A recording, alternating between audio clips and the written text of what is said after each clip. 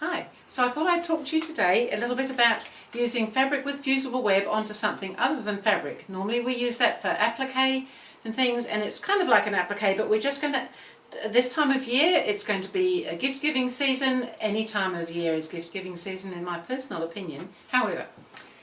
And it's quite a fun way to do things. We can fairly easily these days get hold of little paper bags that have nothing on them, and we might want to do our own decoration. We might have a theme. It might be for a party, it might be for Christmas, it might be just for a birthday, it may be just because. And what could be better than a gift just because? So what I've used here is some fabric that's been cut out and fused on, and then not sure if you can see this, hopefully you can. I've done like a little pen stitching line around the outside that just helps set it off. So I'll show you how I've gone about all that. So the fusible web that we use for applique, we put it onto the back of the fabric that we're going to position on, that we're appliquing onto the background.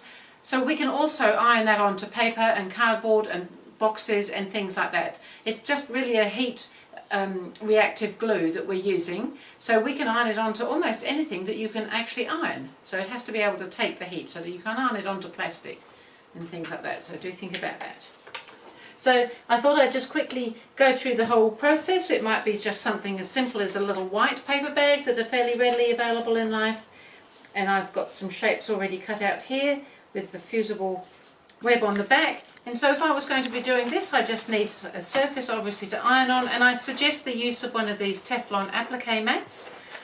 They're sometimes used as a cooking sheet for cookies, which of course is just as good a use for it, so it's hard to know which way you want to go. So if I was going to pop a little star on, for instance, I would have it, I've already taken the paper off my fusible web, and I'm just going to iron that in place. And I just suggest that you use the applique mat. You don't really need to, but it's just another little protection when you're ironing onto something a little bit different. So already that little paper bag looks a whole lot better. It might be onto one of these sort of bags, it might be onto something that's a little bit larger. And of course you could put more than one shape on things. These sort of bags look fantastic with shapes on them. There's all sorts of other things. You can get nice notebooks with just plain cardboard type covers. You could iron onto those. You could cover the whole notebook if you wanted to. And we could pop a little kiwi onto something. We might pop him on here. He would look quite cute, I think, because he's a kiwi and we're in New Zealand. And that's just going to iron. Whoops, have I taken the paper off? It's always a good question. No, I have not. Was not going to iron at all. So I've taken my paper backing off. It's got the glue on the back of the fabric. And that's him there. And I'm just going to iron that again through the Teflon mat. The Teflon mat doesn't take away the heat, but it protects the surface that you're ironing onto. So it does allow you to iron on to things that you might not otherwise be easily able to iron onto. And so then if I was going to do something that wasn't, well, he's not Christmassy, but some of these ones here, you might want to do a nice little Christmas box. So I've actually ironed all the way around there, and the same thing, I've just really run that around with the iron. This was just a strip of fabric that I've ironed onto the box. I've ironed an oval onto the lid, I've put a stocking on top and a star, and then I've just glued a button on top, just with a hot glue or a tacky craft glue. I've done the same sort of thing here, but I've put a ribbon on as well. So again, it's just a simple plain box can be tizzied up quite nicely. We nearly all have little scraps of fabrics and ribbons and things, and then you could do something like these that are not any particular season. And again, I haven't finished this one yet. I'm just doing the little stitching line with a pen. I quite like the stitching line with a pen. There's another little box here that's kind of cute. It's got a little handle, and again, it could be Christmas because it's red, but it's not necessarily. It's a quilт block fabric that I had cut that out and ironed that on, and it just makes for a nice little gift box.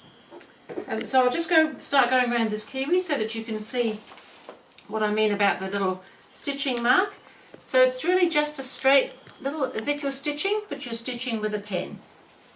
So I'm just stitching like a little stitch, maybe about 1/8 of an inch away, no more, and just follow all the way around the outside edge, and you'd be surprised how much difference it makes to just tizzy up a very plain paper bag, cardboard box, plain notebook.